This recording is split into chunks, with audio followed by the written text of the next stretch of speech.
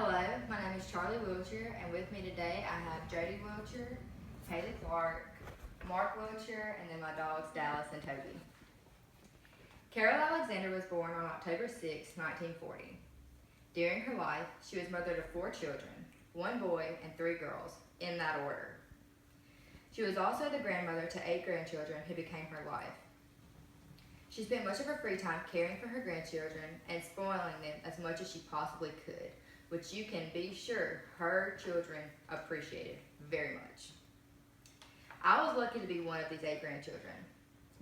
While she was not allowed to say so, it was obvious I was her favorite.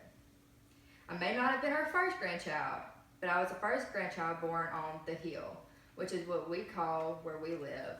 Her house in the middle, my house on one side, and my aunt's on the other. I gave her the nickname Mama Curl at a very young age, and this nickname became common to almost everyone who knew her. Now I'm sure many of you are wondering, why did we not call her Grandma or some other name common for grandmothers? This is because she did not consider herself old enough to have those names. When Carol became known as Mama Curl, she was thrilled because it made her feel young, as she said many times, and because of this, that's the name I'm going to use throughout the rest of this speech to refer to her. What many people do not know is that Mama Curl was more than just a grandmother. Mama Curl was many different things to many different people. To few, she was a mother. To many, she was a friend.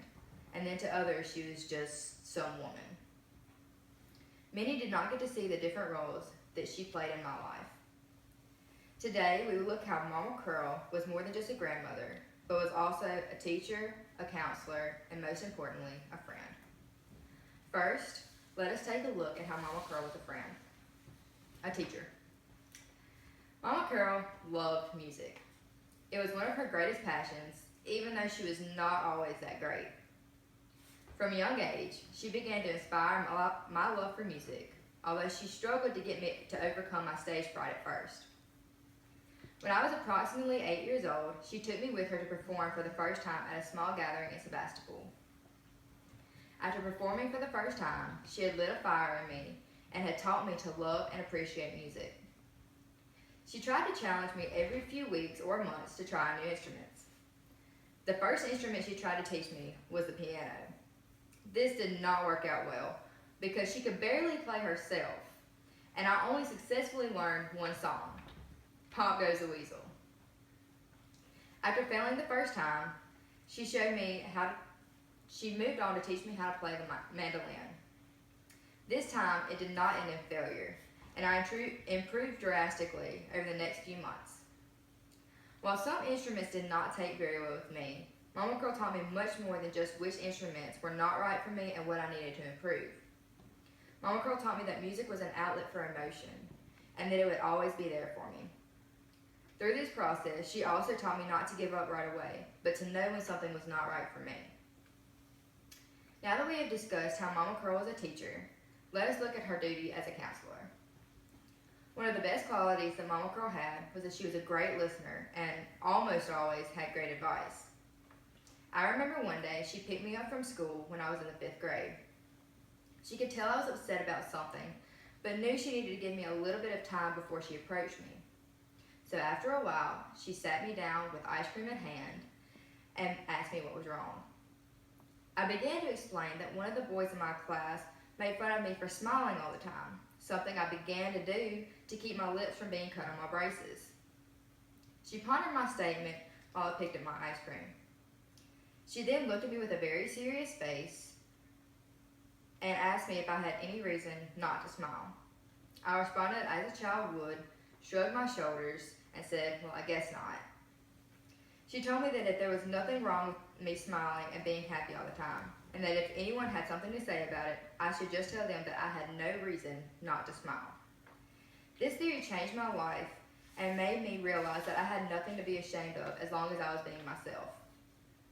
I often look back on this conversation and remember how she always knew what to say to me. Mama Curl has always been there to listen to my problems and always took my side when it came to something that had to do with my mother, one of her daughters, making her my favorite life counselor growing up. Now that we have seen how Mama Curl went about her role as counselor, let us look at how she went about being a friend when she did not have to be.